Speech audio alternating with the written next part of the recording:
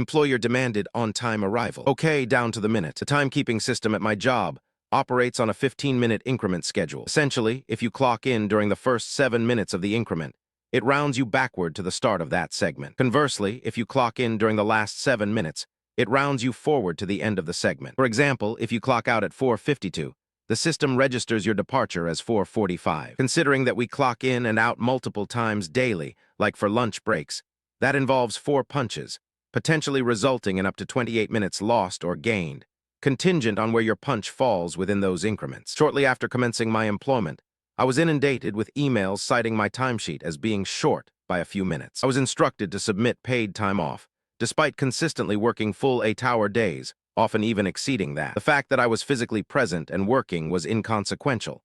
If the system indicated a shortage, I was compelled to expend my paid time off. So I started to observe closely, very closely. Here is the twist. My employer does not provide overtime pay in monetary form.